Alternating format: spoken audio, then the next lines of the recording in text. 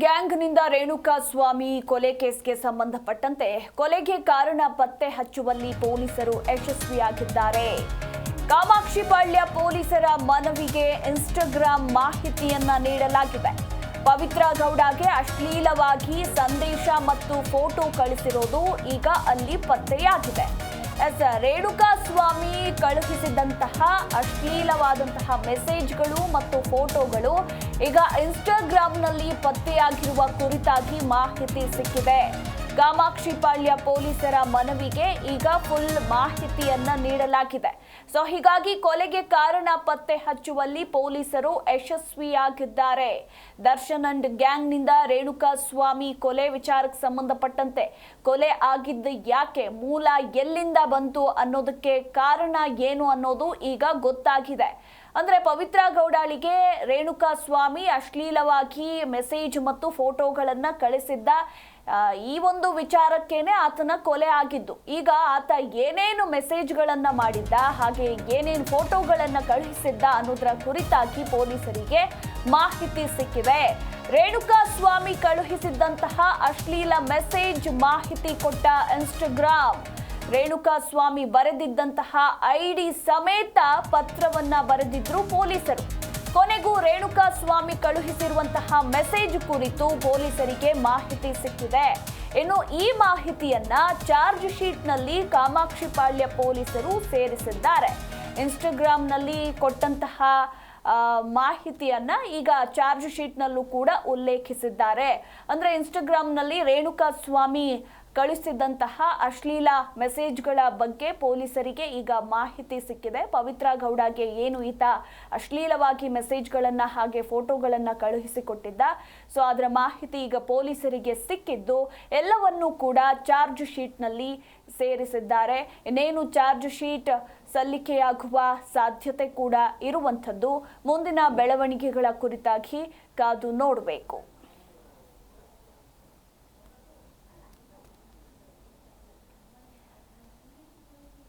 ಈ ಕುರಿತಾಗಿ ನಮ್ಮ ಪ್ರತಿನಿಧಿ ವಿಶ್ವನಾಥ್ ಇನ್ನೂ ಹೆಚ್ಚಿನ ಡೀಟೇಲ್ಸ್ ಕೊಡ್ತಾರೆ.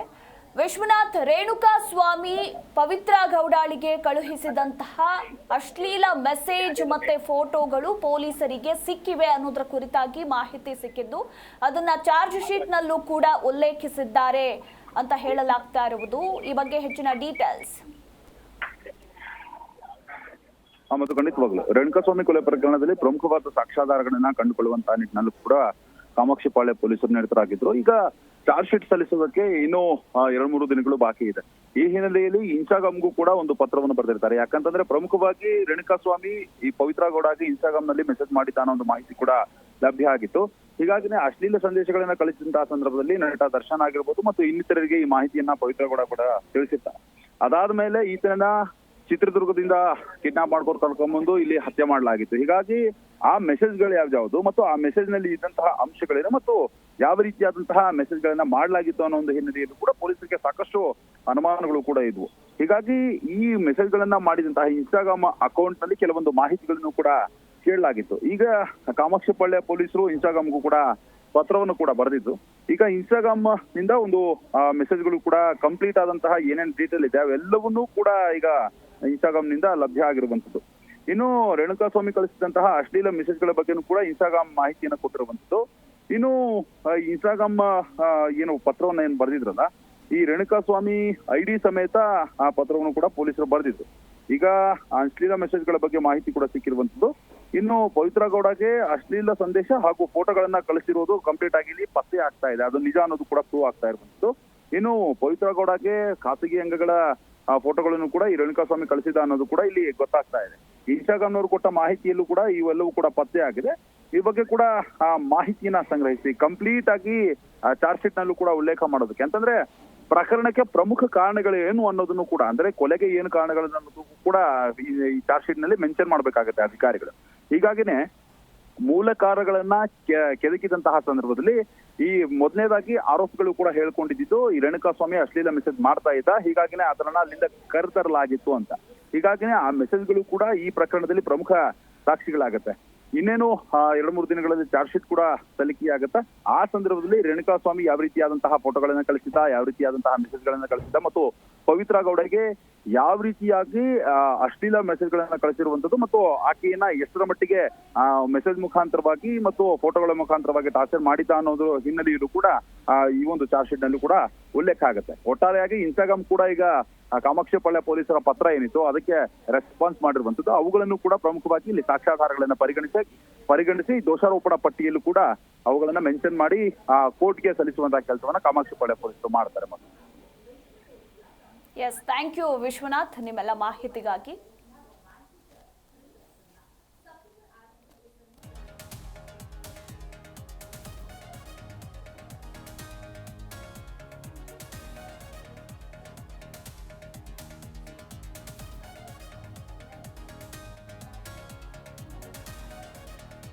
ಒಟ್ಟಾರೆಯಾಗಿ ಈಗಾಗಲೇ 4,000ಕ್ಕೂ ಅಧಿಕ ಪುಟಗಳ ಚಾರ್ಜ್ ಶೀಟ್ ಅನ್ನ ಕಾಮಾಕ್ಷಿಪಾಳ್ಯದ ಪೊಲೀಸರು ರೆಡಿ ಮಾಡಿಕೊಂಡಿದ್ದಾರೆ. ಒಂದು ಕಡೆ ಗೃಹ ಸಚಿವರು ಇವತ್ತೇ ಕೋರ್ಟ್ಗೆ ಸಲ್ಲಿಕೆ ಮಾಡ್ತಾರೆ ಅಂತ ಹೇಳಲಾಗ್ತಾ ಇತ್ತು. ಸೊ ಇವತ್ತು ಅಥವಾ ನಾಳೆ ಅಂದ್ರೆ ಸೆಪ್ಟೆಂಬರ್ 5ರೊಳಗೆ ಸಲ್ಲಿಕೆ ಆಗುವ ಸಾಧ್ಯತೆ ಕೂಡ ಇದೆ, ಅಥವಾ ಬಹುತೇಕ ಇವತ್ತೇ ಸಲ್ಲಿಕೆ ಆಗುವ ಚಾನ್ಸಸ್ ಕೂಡ ಇರುವಂಥದ್ದು. ಸೊ ಕಾದು ನೋಡಬೇಕು. ಜಿ ಕನ್ನಡ ನ್ಯೂಸ್ ಈಗ ನಿಮ್ಮ ಮನೆಯಲ್ಲೇ ನೋಡಿ. ಎಲ್ಲ ಕೇಬಲ್ಗಳಲ್ಲಿ ಈಗ ಲಭ್ಯ.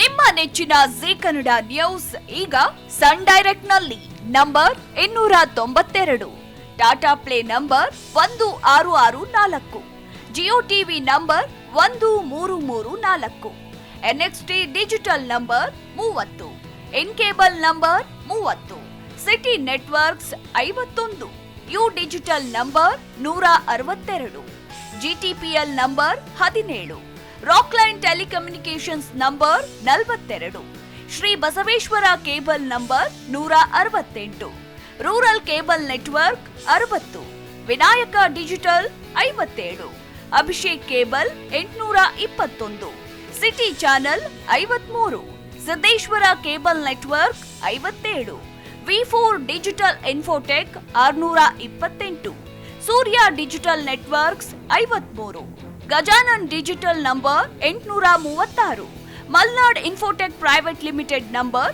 56, Metrocast number 830, Victory Digital number 167ರಲ್ಲಿ ನೋಡಿ ಆನಂದಿಸಿ.